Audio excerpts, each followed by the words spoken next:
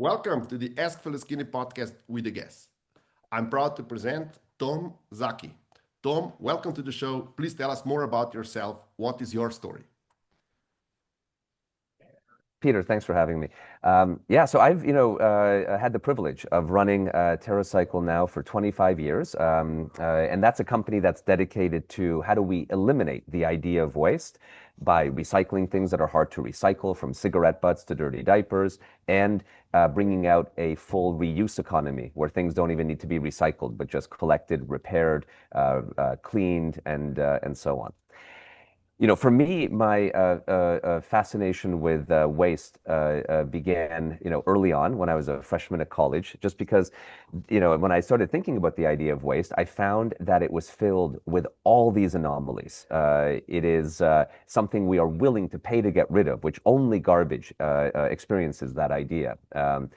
We also today, in a very consumerist society, one where I would argue we valorize ourselves based on how much stuff we have. Isn't it interesting that 99% of what we buy becomes property of a garbage company, within the year of purchase? And garbage is incredibly modern. It was only invented about 75 years ago. And there's more and more. So it's these anomalies that really got me excited to so far dedicate my career to to building a business around how do we solve for waste.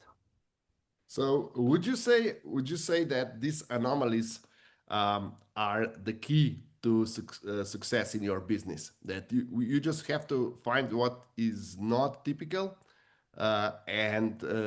For example, you mentioned that most of the things that we have, we want to sell. We don't want uh, to pay to get rid of them. Would you say that there lies this opportunity that you took advantage of it? Yes, I think that's so the unlocking solution to waste for me has been understanding the underlying principles, right? And one way to think about garbage is it's the only material that we don't want to sell. In fact, we don't want to sell it so bad that we would be willing to pay to get rid of it. That is sort of the first underlying point. And then the question then becomes, what drives recyclability? And in many cases, the reason a cardboard box or an aluminum can is highly recyclable in our recycling bin is because garbage companies can make money on it. The reason we can't put our bicycle helmet, our writing instrument, our pair of glasses, our juice pouch in the recycling bin, and we have to put it in the garbage bin, is that the value of the materials in those objects are lower than the cost of collecting and processing them. And suddenly that unlocks the business models to be able to solve for waste. Would you say that the enormous amount of waste is the direct consequence of how we live? Because we know that on farms a lot more things get recycled and reused, and it's, for example, we drive 50 and 100 years old tractors, but we have to have a 5 years old car. Yeah. Um, so I think a big part of this is our relationship with stuff. And I think, what's interesting when we think about that question is that it really emerged a major shift in the 1950s. Before the 1950s, we didn't live in a world that produced waste the way it does, because there was two things that were missing then that appeared in the 1950s. One is the innovation in materials. 100 years ago, if you and I would be chatting, our clothing would be made from cotton, wool, maybe silk. The chair we would be sitting on would be made from wood, maybe some bits of metal. If we're eating food, it would probably just be, an apple packaged in its own skin, or, this sort of thing. And any of these things, our sweater, our chair, the peelings of an apple that became waste that we didn't want to consume, you could throw in the forest and the forest would have no problem. So what came about in the 1950s is this huge emergence of advanced materials, like plastics and all sorts of different things that have made life phenomenal. But today, 60% of our clothing is plastic. The chair we're sitting on is likely advanced materials. The food we eat is likely packaged in these same materials. And nature doesn't have systems for those. And then what really compounded that is these advanced materials allowed the price of goods to go down. And as a result, our consumption exploded. And today we buy 10 times more stuff than we did 100 years ago. I mean, it's crazy. Like, here's a statistic. Like, in 1920s, we would buy two apparel items per year and wear them on average for 20 years. That's back when we cobbled our shoes, we darned our socks, we mended our clothing. Today, an average person buys 66 apparel items per year and wears them on average 3 times before disposal. Yeah. And this is the recipe for the waste crisis we're in. But I think it's also a, psychological challenge at the very same time. But would if we would drop waste and go back to the old ways of doing things and having one shoes for a couple of years and one trousers and stuff like that, uh, would you would you would you agree that then the economy, as we have set it now, with this endless growth in mind, would collapse because we would need so much less or so we could use things Yeah, it's so much more, but we would use you're talking about 10x uh, so increase in a number of things that we are using now, not just consuming but using. Would you think that our economy then would collapse? What's your take on that? Yeah, it's a good question. I think on the surface, there's an economic challenge that you point out. There's no question. However, I think that the economy could also shift so that you could do the same amount of consumption, but consuming different things. So if we would buy, you know, um, objects that were made to last, then we would invest more in each of those objects. So our pants, our shirt would be more expensive. We might invest then in the cost of maintenance, the cost of repair. So that would also, be investment instead of buying just a bunch of very cheap things. And maybe the extra money we have left over, we would invest in experiences or other ways. I think the money will still be spent. People are pretty good at deploying and spending money to make themselves happy. I just wonder if we need to do it on buying a huge amount of really crappy stuff. Could we maybe shift it to buying fewer, better things and then have a little left over to invest in other components of our lives? Okay, but then the hyper production would be endangered, and that is part of our economy today.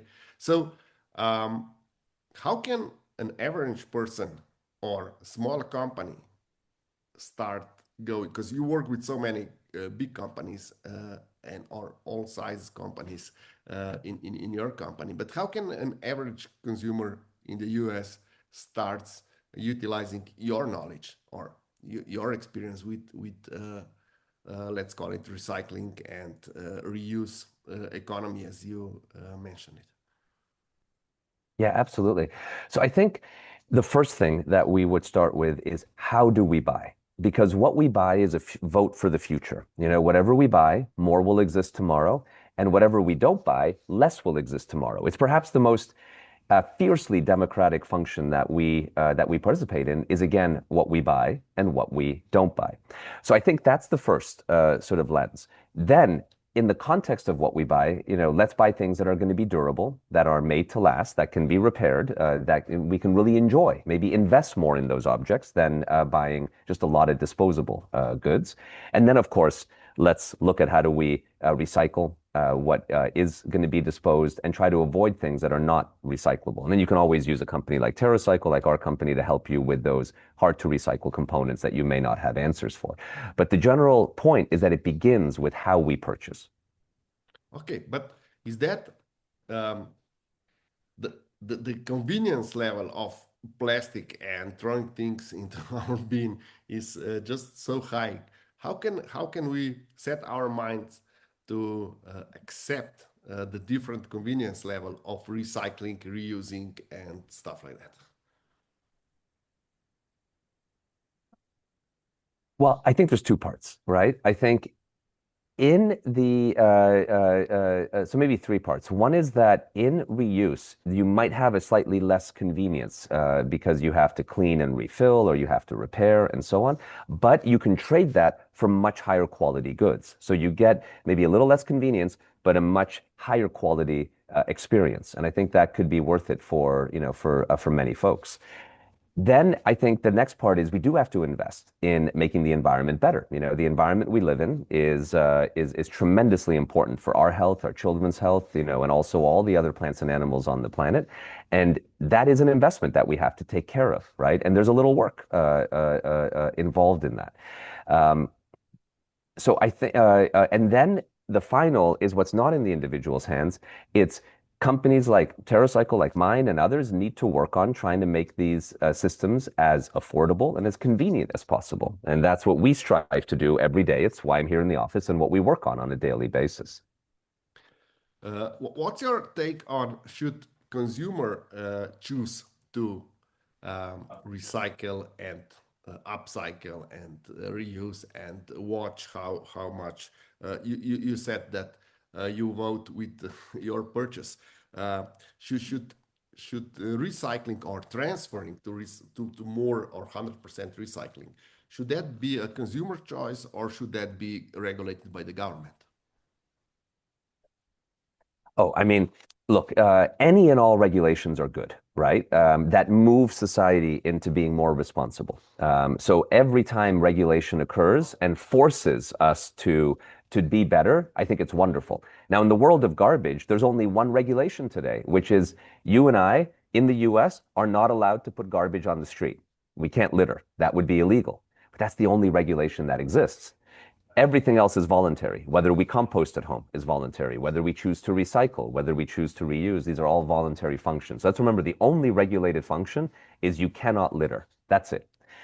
In Europe, for example, it has that, but it goes beyond where you cannot landfill in many countries. You must, at minimum, incinerate for energy recovery. So any form of regulation is good, but the reality is regulations are very difficult to implement. As you can see in the reality in the past, 75 years since garbage has emerged, only one regulation like this has really been a global standard, which is anti-litter laws. So I think we have a long way to go on regulation, and we certainly cannot wait for regulation because generally regulation is about sort of enshrining things in law that are already popular, right?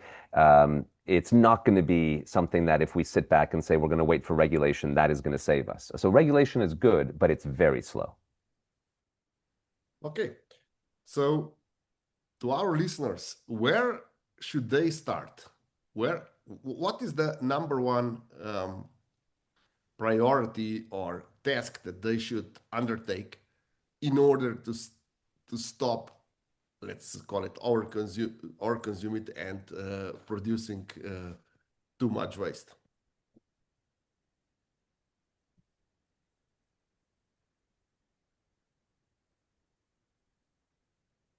Yeah, absolutely. I think the beginning is it's effectively turning off the faucet, which means we um, buy less things, and we buy things that have longevity, things that make us happier over time, and things that can then be reused or recycled. I think the most important beginning part is how we purchase. From there, it's then what do we do at the end of life of these objects and making sure that we can reuse them or recycle them. But the beginning is the most important. It's how we purchase. Okay, so let's touch a bit about to our topic we touched in preparation phase before the podcast. So, what do you think? How could we relate uh, burnout and avoiding burnout with recycling? Because we know that this over consuming or excessive consumption brings to excessive money that we have to spend and then we have to earn this money and that leads to the burnout. So Mm. how can your or the thing that you are proposing, choose what you buy, help us eliminate or avoid burnout? It's a really good question. I think you've made a really good point here. If our burnout is linked to our requirement to work, right? Like that we feel we have to work and work and work to be able to afford our lifestyle, what we're talking about here could be a real foundational solution, which is the best thing to do is buy less. that is the essence of how do we bring the earth into balance. Because today we talk about garbage, but it doesn't matter. If you talked about climate change, if you talked about deforestation, about species diversity loss, pick any vector from an environmental point of view that is going poorly, and that most of them are, they are all linked to us voting for them by buying things. And if we buy less, we intrinsically take care of the planet more, and we have less requirement to go work, which would then strain us less. And also, when we buy things, those things then have to be dealt with, maintained. They have to be in our minds. They have to be thought about, right? And this is why there's a great beauty, if you will, of minimalism, I think, both from an environmental point of view, but also from a mental health point of view. And I think this is a great start. And then after that, we can think about, okay, what we buy, how do we recycle it? How do we reuse it? How do we steward those materials and make sure we honor them by having them go around? Thank you, Tom. Thank you for all these insights, and thank you for me being my guest tonight. Before we leave, please let our listeners and viewers know where they can get in touch with you. Absolutely. It's a real pleasure, Peter, to talk to you today. And you can learn more about TerraCycle by visiting terracycle.com. You can also find us on LinkedIn and so on. But our website's a great beginning point to learn about the types of things that we do. Tom, thank you. Thank you, Peter. Really appreciate your time.